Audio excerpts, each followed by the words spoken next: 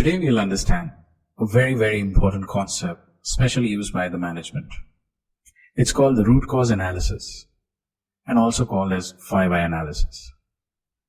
If you carefully observe this tree, there are red color fruits on the tree and blue color causes.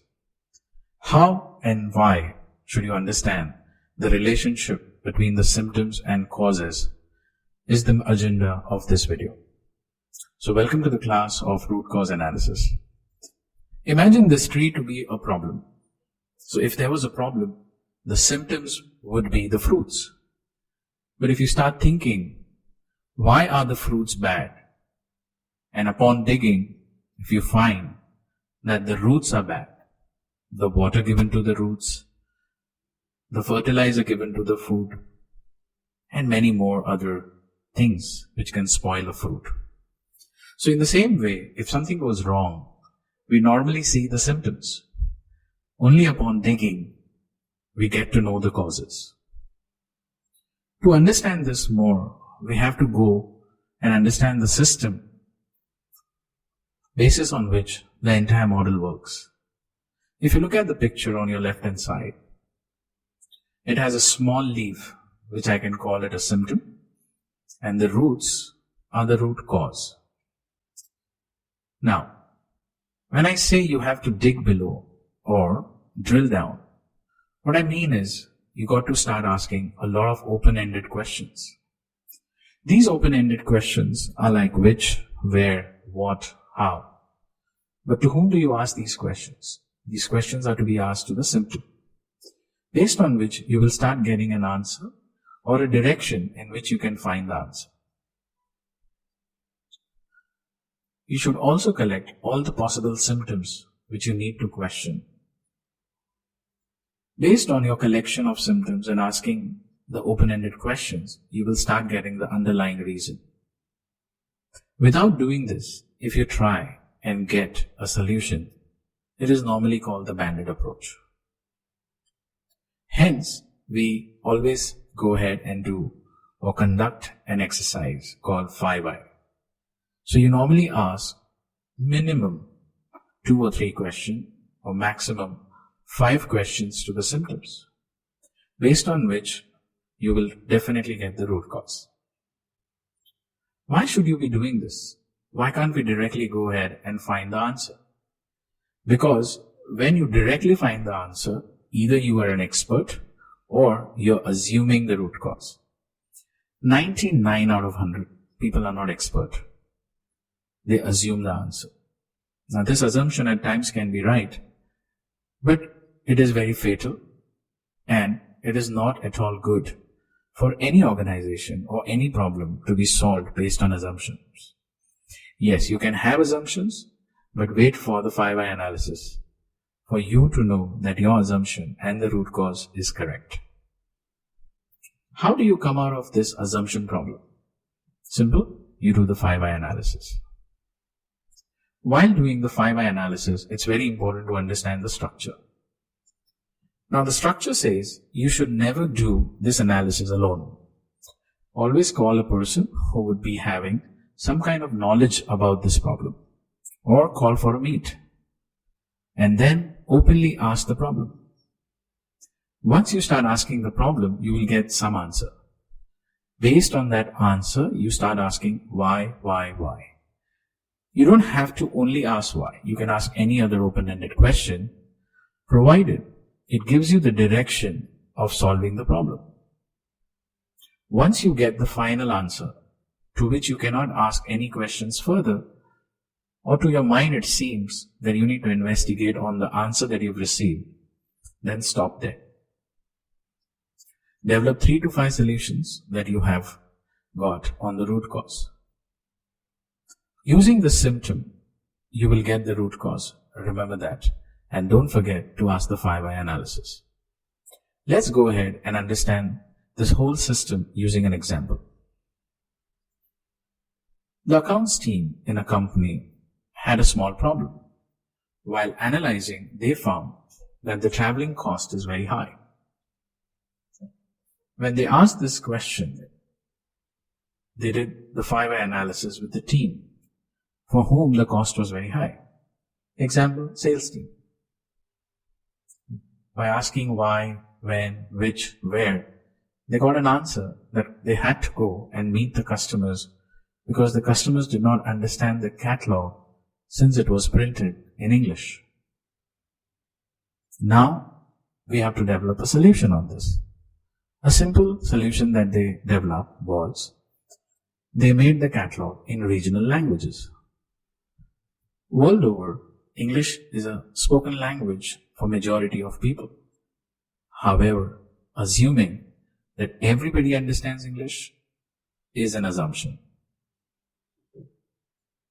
Now, let's do a small recap. When you start the root cause technique, or the RCA, or the 5i analysis, always ask for the problem or ask for the symptom and do the brainstorming. Ask for open-ended questions. And then, while you are trying to have a solution for this root cause that you have found, focus and think. If something was going wrong or something was going right, what prevented it? What eliminated this? Did we start something new because of which this problem is arising?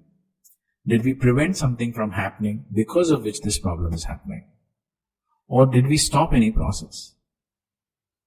Based on that, you need to check with your subject matter expert if what you have found is correct. As a green belt project manager, you are not supposed to assume any solution. What if you have too many symptoms for which you have done the 5i analysis? You need a method by which you can show this to your management. The best way to show to your management what you have found out could be a tabular sheet which you can make in Excel, or you simply go ahead and make a fishbone diagram. This fishbone diagram is also called the 𝘃𝗶𝗵 diagram. The speciality of a fishbone diagram is that it has 6 bones, and all these 6 bones have a name: man, machine, method, measurement, mother nature, and material. Why do we need these 6 bones? They help you categorize the root cause. Remember, they help you categorize the root cause and not the symptoms. This is how the 6 categories are arranged. You can start with the man, move on to method, machine, mother nature, measurement, and material. Let's do a simple example. What is a man? So if there is a process in which a human is involved, and if you think that that person is the root cause why something went right or wrong, then your root cause will come under the category called man. If you think the man was working correctly, but the process that he's following is incorrect, then it's method. Let's say the person is working correctly, following the right process, but the machine is wrong. The laptop, the software, the hardware. In a plant operations, you have big machines. If any of the machines don't work, the output will get spoiled. Let's say all 3 are right, and the raw material that you're using, instead of cotton, let's say you got silk. You didn't realize it. Instead of water, plain water, you got sparkling water.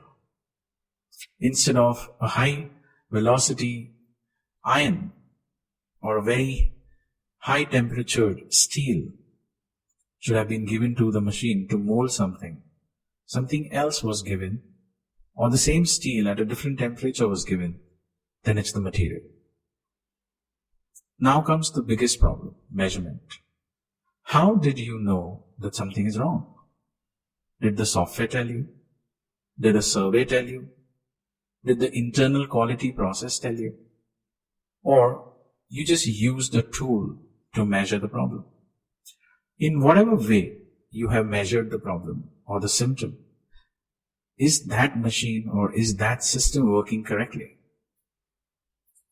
For a green belt, this should not be a problem, because in the measure phase, he conducts an MSA study in which he ensures that all measurements that are used are accurate and the data is also. However, if you find something new, it's good to be reported.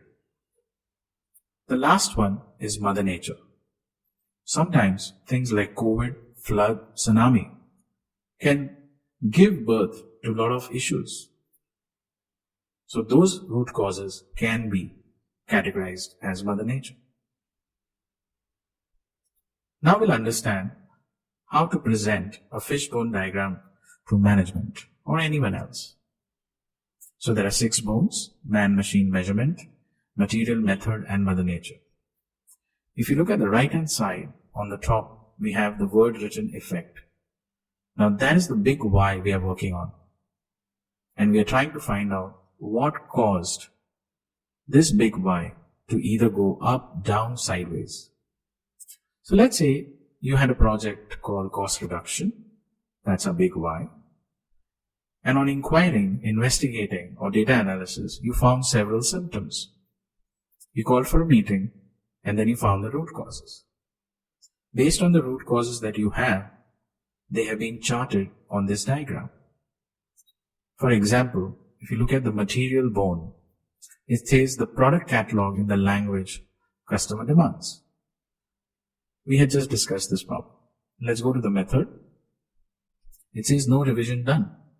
So there was some problem that was occurring because no revision was done, no process was followed. Let's try to understand what these problems were for which we are looking at the root cause.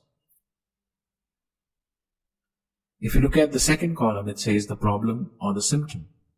Next to it is the root cause and then the solution.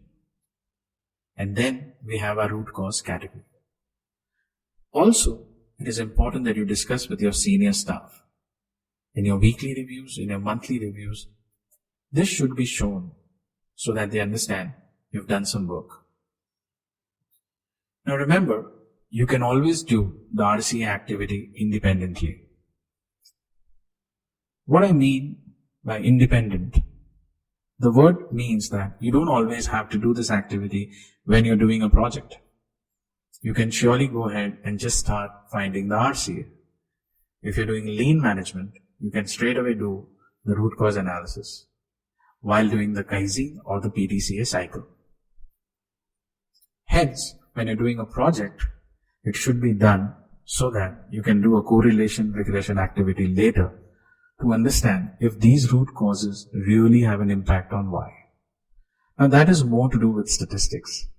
But sometimes when you have a subject matter expert, you can do this independently. Now remember, in a project, all causes found using the 5 why technique shall be used as critical access for hypothesis testing.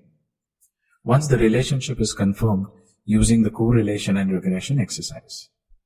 As I said, you can still do an independent activity, but if you're doing this as a project, all these root causes are your critical access. Thank you.